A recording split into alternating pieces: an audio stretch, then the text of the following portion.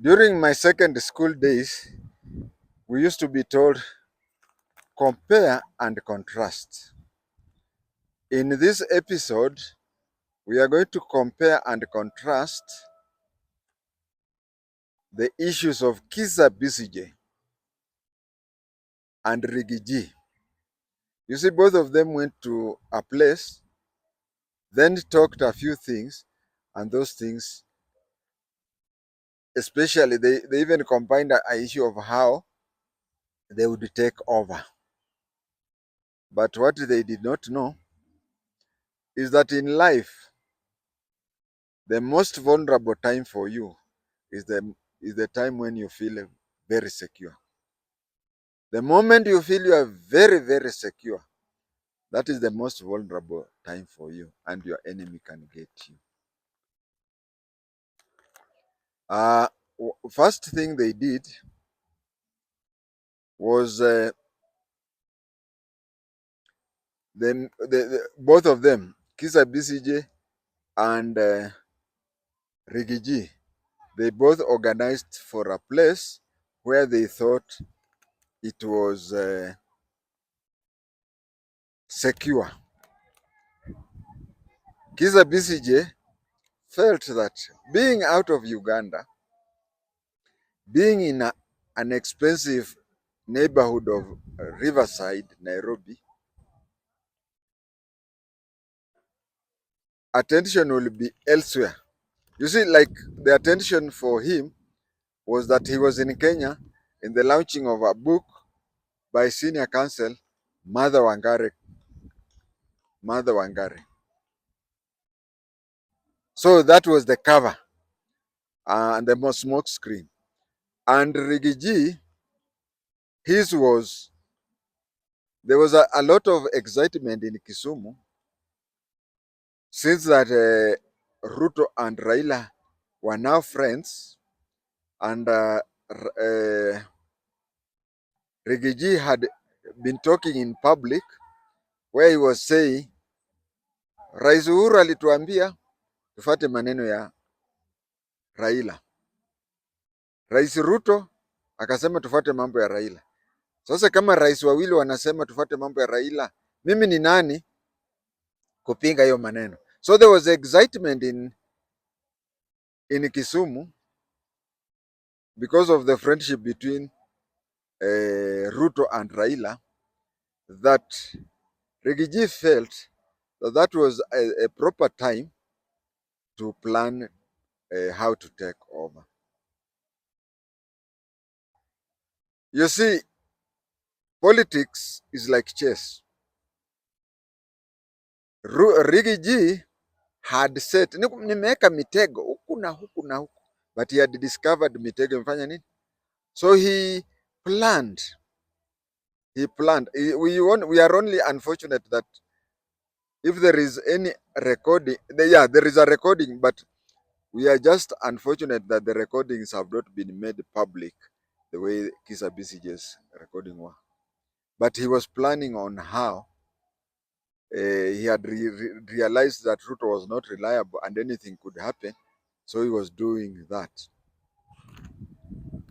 The background or a lot of attention were on the senior government leaders visiting Kisumu to go and gain fame after Raila had been endorsed by Ruto.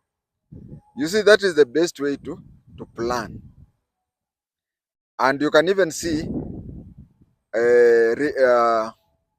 Kizza was also overshadowed by the fact that the attention was on the book. But what they did not know, and I want to tell you these things, especially on Ruto. You see, Museveni has been there for long, since 1985. But Ruto came the other day. There are those people whom, even if I were to be made the president today, they just tell you no. This is what is going to happen and whatever. The intelligence, especially on matters of presidential, was so strong after the death of John F. Kennedy. That is when intelligence organizations world over decided that on matters to do with their work, they can overrule the president while they look at him through the face. Now, the person like Rigiji, who was very new to the job, remember he's another Dr. Karanja, he was aware that the intelligence, the NIS were kidnapping people. And so he was going to tell the president, you see, these people are spoiling your name. You remember when he talked to NTV, said that, Msiseme mimi ndio nimesema. But you see, even tomorrow, if Rigiji becomes the president, things will change. And they will overrule him the way they are overruling.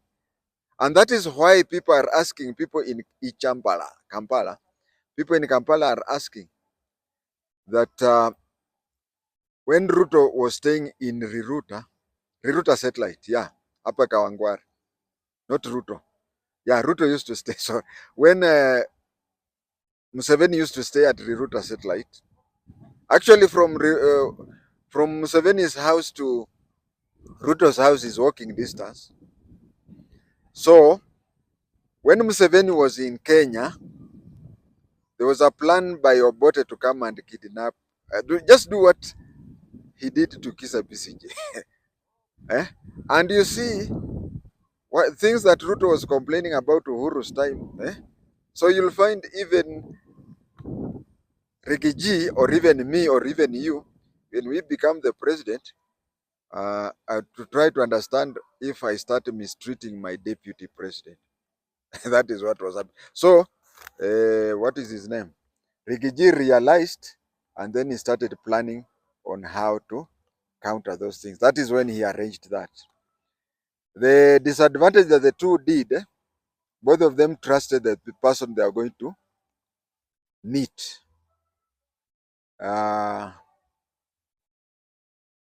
Rigiji, being the deputy president, had a security detail. The security detail carried a thorough search in the hotel. And a thorough search is they have machines to check whether somebody had come there early and planted listening devices. It is just like, I think you have been to a roadblock where you see a policeman with something like a pistol pointed to a vehicle. So if that vehicle has any guns or bullets, that thing will indicate. So those are the things that come and they'll indicate where, what do you call, listening devices are. So they had swept that place and they knew there was no listening device. The person, the former Rift Valley MP, who was meeting Rigiji, was had a listening device just like this one. He had a listening device just like this one. So he had that thing, but because Ruto, not Ruto, because Rigiji trusted him so much, there are those people, if you are very close to the president, even today, if I'm very close to Ruto, you'll find that he can give instruction that when I go to State House, no body search, nobody does body search on me. So that fellow was not vetted. I mean, they did check to see if he had. And then this fellow knew that listening device, no, the things to discover listening devices were in the room. So the sitting room. So he told Rigiji, let us go where? Let us go to the veranda. So they went to the veranda. Rigiji said what he said. We cannot know what was said there, but it was really very bad from the way these people are doing so. So they trusted the person they were meeting without knowing that that person is a double agent. As for Rigiji, the person he trusted was not an African. He was a Caucasian. They met, they discussed, and the discussion was very, very detailed. If at all you have heard the audio, and it was so good. Na Uganda wanaringa hivi na hivi, they are just useless. You mean They have due respect to our people. You know, we used to be Ugandans. Western Kenya used to be Eastern Uganda some time back. Now, and also West Pokot. West Pokot, this place called Kacheliba. Kacheliba moved from Uganda to Kenya in 1972 when Charles Nyachai was the provincial commissioner for Rift Valley. So we used to be Ugandans. But you see, how many air bases do Kenya have? Air Force. Laikipia, Embakasi, what do you call? Isili, very many. But Uganda was attacked. Uganda was attacked during Entebbe raid, but they still have just one air base, and that is why Kizza Besigye was planning to use drones. To use drones, that the drones would go and lipua all those planes and helicopters and whatever, and they were placed in one place. So they believed in those people they were talking to, not knowing that these people were double agents.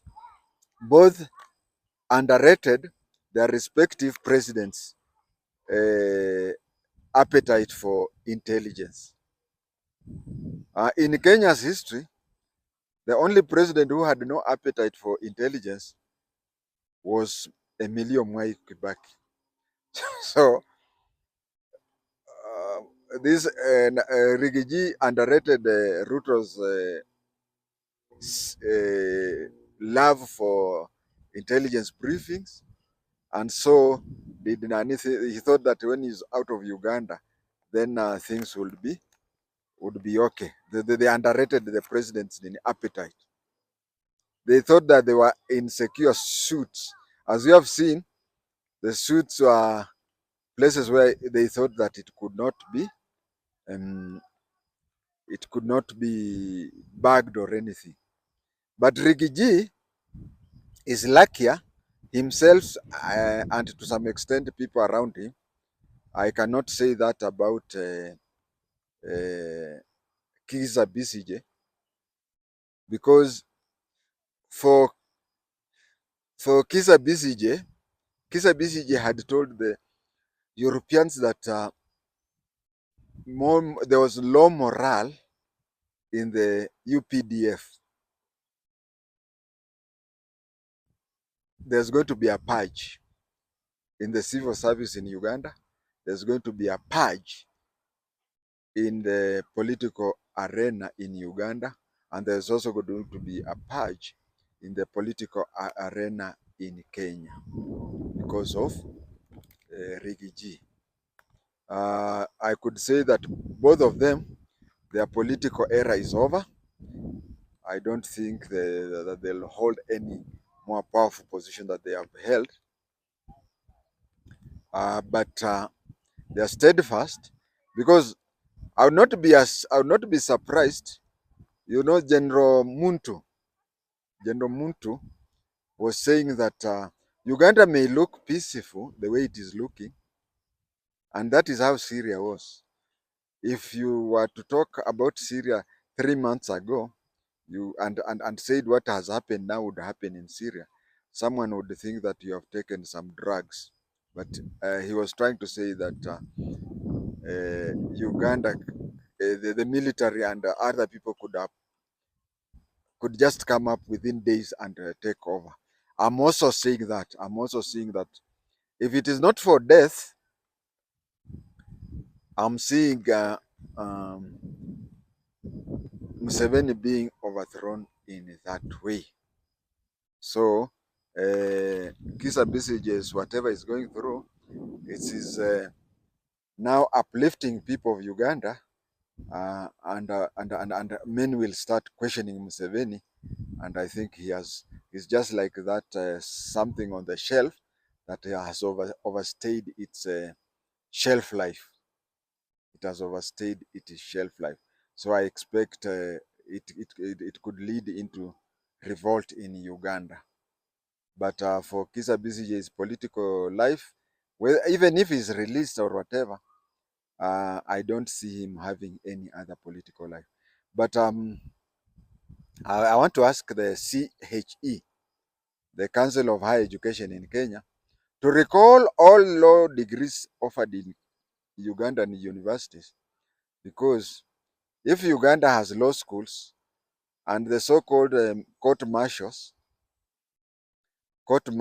are now the ones that are holding kangaroo courts. They're not even holding kangaroo. Hey, unaharibu jina ya kangaroo court bwana. These are worse than even kangaroo courts. They are holding kangaroo courts and convicting civilians.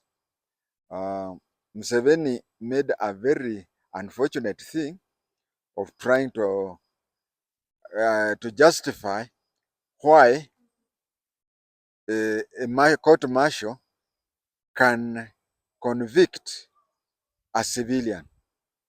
World over, court martials are to do with military people committing military offenses.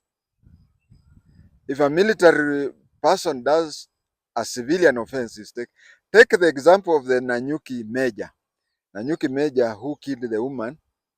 There is this woman who was his former wife or lover, and she used to come for money for the upkeep for their children, and he killed her. The military, what they did, they called in the civilian police, and he was taken out of the camp and he faced the.